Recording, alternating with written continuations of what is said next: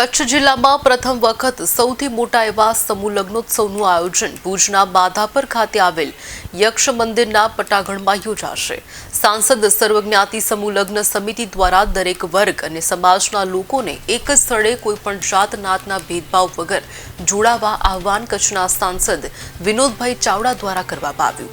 આ તકે સાંસદ વિનોદ ચાવડાએ જણાવ્યું હતું કે કચ્છમાં આ પ્રથમ સમૂહ લગ્ન હશે જેમાં દરેક સમાજના લોકો ભાગ લઈ શકશે। ગરીબ વર્ગથી લઈને તમામ વર્ગના લોકો આમાં જોડાશે જેમાં તેઓનો સમય અને ખર્ચનો બચાવ થશે। સાંસદ વિનોદ ચાવડાએ આ આયોજન વિશે વિચારતા જ કન્યા પક્ષનું કરિયાવર અને જમણવારના દાતાઓએ દાન વહાલું કર્યું છે।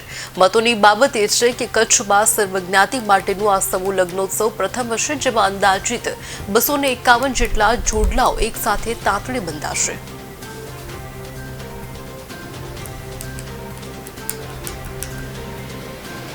2025નું આયોજન કરવામાં આવ્યું છે। આજે આ કાર્યાલયનું ઉદ્ઘાટન કરવામાં આવ્યું હતું।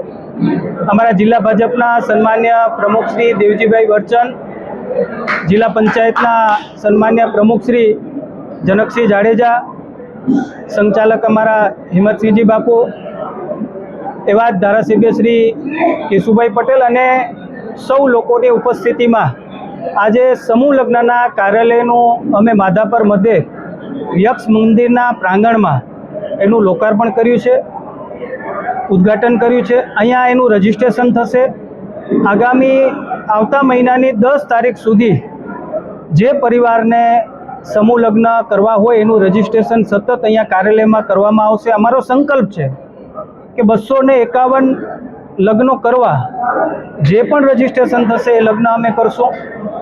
25/5ના જે સામૂહિક જે તારીખ છે એ દિવસે આ યક્ષ મંદિર માધાપરના ગ્રાઉન્ડની અંદર લગ્ન કરવામાં આવશે। અમારી